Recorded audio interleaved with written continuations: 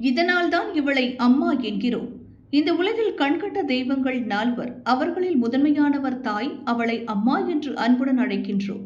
இவரை தவிர தந்தை, ஆசிரியர் ஆகியோர் பூமியிலும் சூரியன் வானலோகத்திலும் நம்மோடு வாழ்கிறார்கள். முதல் தெய்வமான தாய் வீட்டில் இருந்தால் அம்மா, கோவிலில் இருந்தால் அம்பாள். அம்பாளின் கருணை அளப்பரியது. கோழி ஒன்று கூட்டை விட்டு தப்பி ஓடிக்கொண்டிருந்தது. கோழியின் உரிமையாளன் பின்னால் தொடர்ந்தான். அந்த கோழி அவன் வீட்டின் அருகில் இருந்த அம்மன் கோவிலை சுற்றி சுற்றி ஓடியது. இவனும் பின்னால் விரட்டினான். ஒரு வழியாக கோழி சிக்கியது. கூட்டில் அடைத்துவிட்டு நிம்மதியடைந்தான்.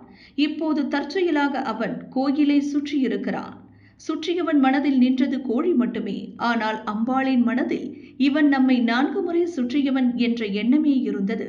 அதற்குரிய பலனை அவனுக்கு கொடுத்தாள். இப்போது சொல்லுங்கள், அம்பாள் எவ்வளவு கருணை மிக்கவள் என்று.